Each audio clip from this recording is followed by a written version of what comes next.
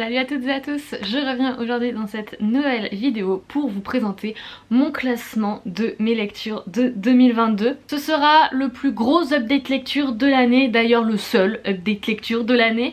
J'ai lu 11 livres cette année et donc c'est pas énorme, je vous l'accorde. C'est pour ça que je me permets de faire un classement où je vous dis mon avis un peu sur toutes mes lectures de l'année assez brièvement. Je pensais que ce serait plutôt sympa. J'ai créé une tier list sur le site tier list que je vous mets en description si vous voulez réaliser une tier list.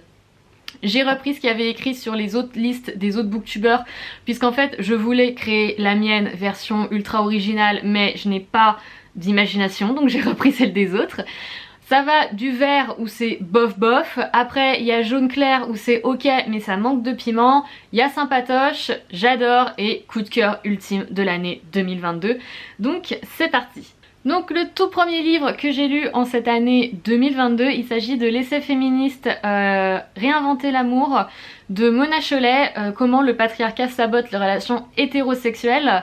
C'est le même essai, c'est la même autrice qui a écrit l'essai féministe Sorcière que j'avais adoré, donc quand j'ai vu qu'elle en avait sorti un nouveau, je me suis précipitée dessus.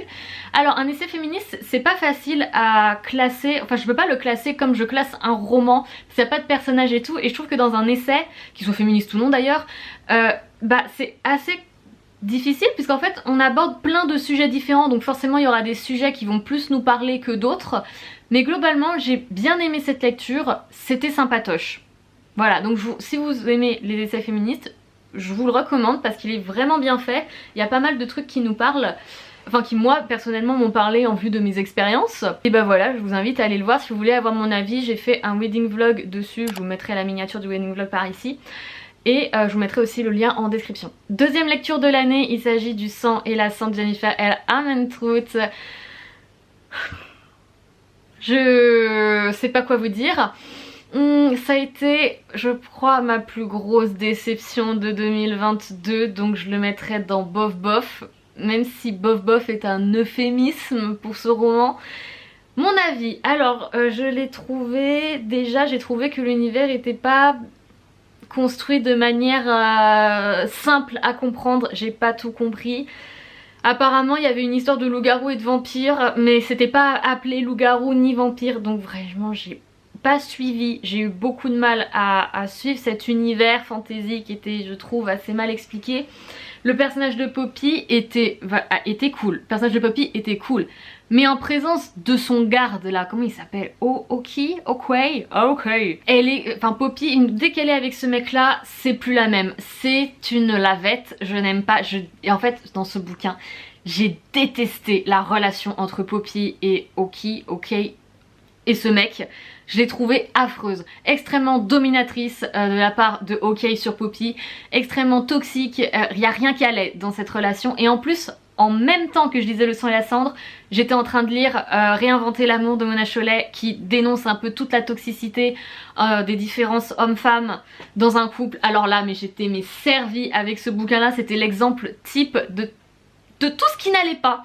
Et même il y avait des situations, des scènes de drague, des scènes de sexe qui n'avaient absolument pas leur place à ce moment là, je trouve, parce qu'il y a une scène qui m'a marqué un peu au début mais j'ai passé outre et j'ai continué, mais c'était une fois passé une certaine scène, page 400 et quelques, page 480 je pense j'étais rendue, que j'ai dit allez hop, je close, j'en ai marre, c'est pas pour moi, ça c'est pas pour moi.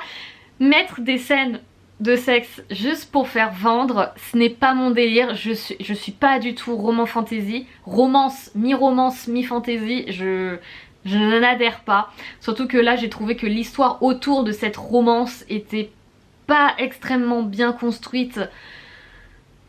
J'ai trouvé que c'était ça manquait d'enjeu. On sait pas pourquoi Poppy doit être la pucelle, pourquoi Poppy doit s'élever dans les airs à un moment donné à ses 19 ans sans avoir eu aucun contact avec les autres. On ne sait pas tout ça. C'est quoi l'enjeu s'il vous plaît? Je vais pas épiloguer plus que ça, mais Le Sang et la Cendre, vraiment ma plus grosse déception de l'année, j'ai détesté. Principalement à cause de la relation entre je vais pas y arriver avec celui-là, entre cette personne, ce personnage masculin très problématique et Poppy. Troisième lecture de l'année, c'était Anatomy Love Story de Dana Schwartz, oui c'est Dana Schwartz, qui est un roman jeunesse aux éditions Albin Michel gothique, c'est historique, gothique. On suit Hazel qui rêve de devenir chirurgienne dans les années 1817-1814 je crois.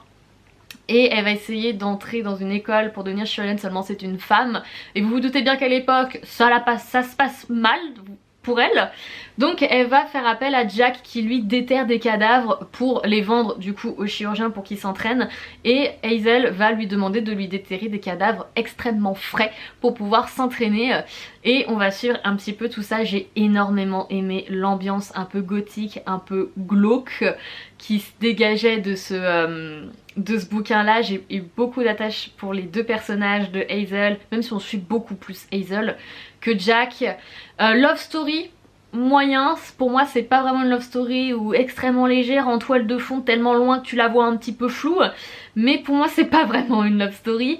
Et franchement la fin, moi je l'ai pas vu venir, d'autres personnes avaient vu venir la fin, moi j'ai fait, je m'en doutais mais je pensais pas trop non plus, donc franchement la fin j'ai trop kiffé. Moi je mets Anatomy Love Story en sympatoche, parce que c'était vraiment sympatoche. Le tome 2 de Skyward de Brandon Sanderson, Astervice. J'aime énormément Brandon Sanderson. Donc en fait dans le tome 1 on suit Spensa qui vit sur la planète Détritus et il y a une sorte de guerre avec les extraterrestres qu'il nomme les Krell. Et donc elle va essayer de rentrer dans l'école de pilotage pour intégrer l'armée et se battre contre les Krell, parce qu'en fait tout son peuple, les humains, sont obligés de vivre sous terre pour éviter de se faire canarder.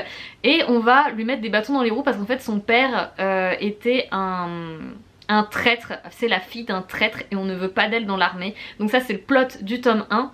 Et ce qui m'a un peu surprise, frustrée, déçue dans ce tome 2, c'est que Spensa se barre. Voilà, elle se casse, on n'est plus sur Détritus dans le tome 2, on est complètement ailleurs.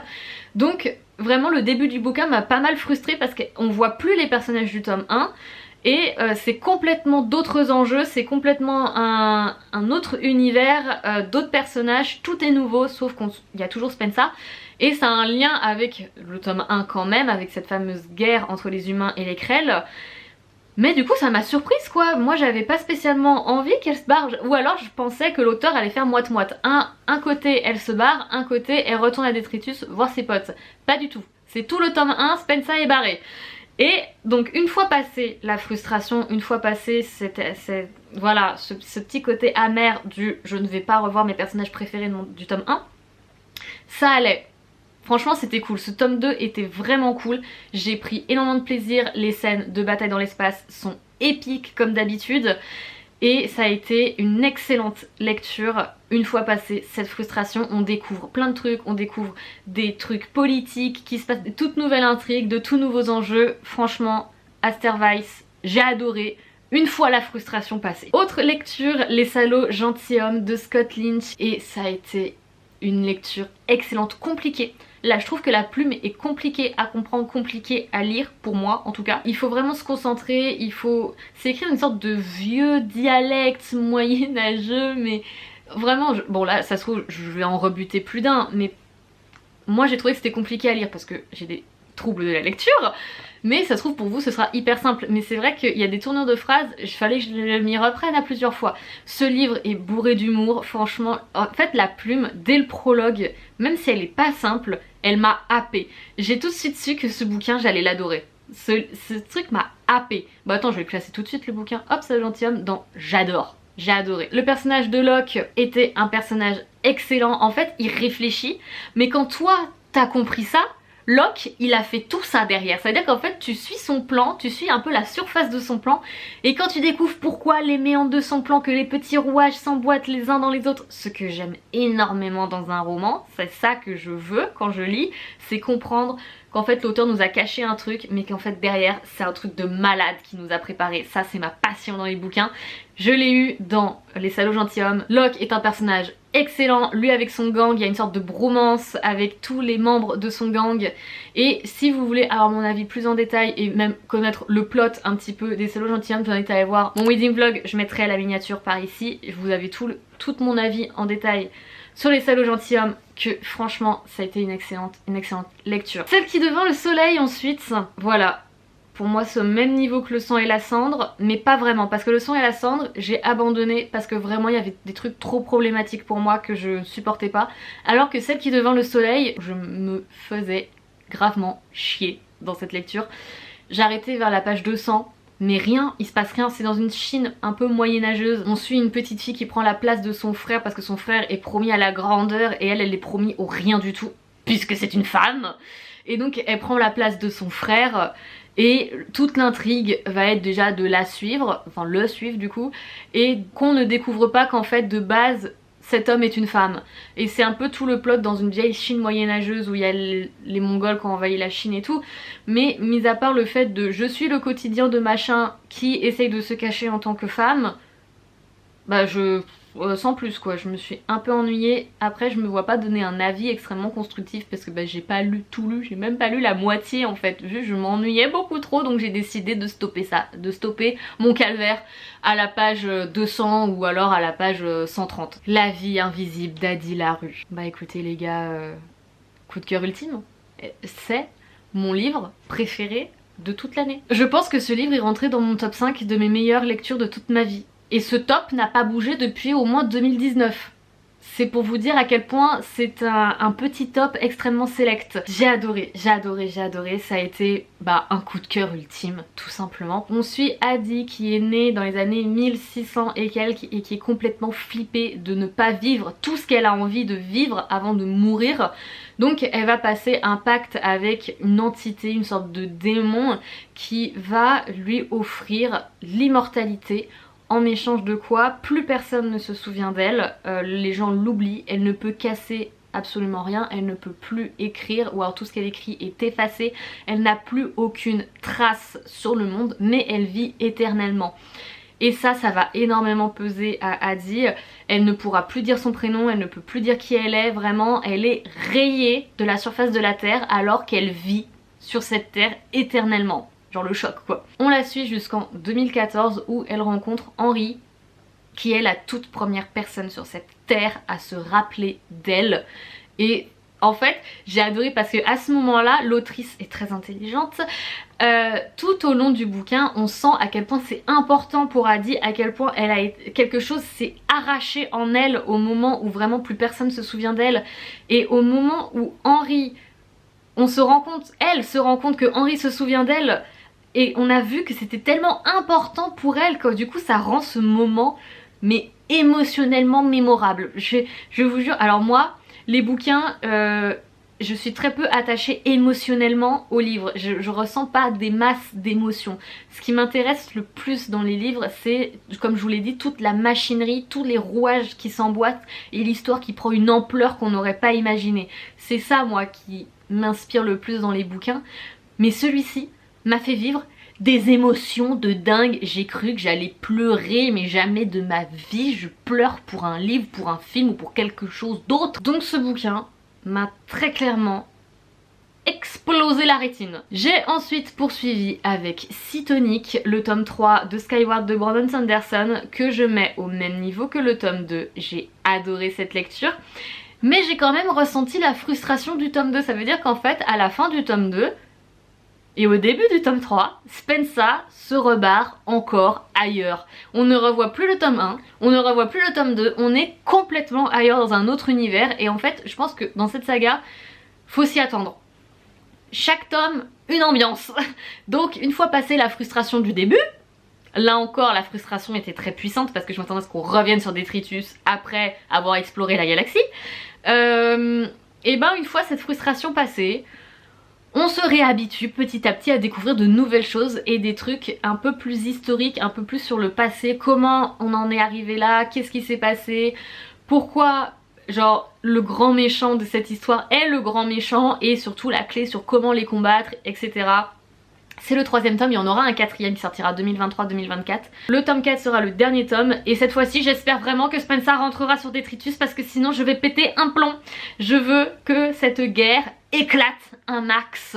Ensuite j'ai lu Steen Sailor de E.S. Gwyn et c'est un livre jeunesse 12 ans et plus où on suit Prudence qui se fait kidnapper par un vaisseau pirate qui vole et on essaye de découvrir un peu le secret des alchimistes. Ça fait un peu carte au trésor, planète au trésor.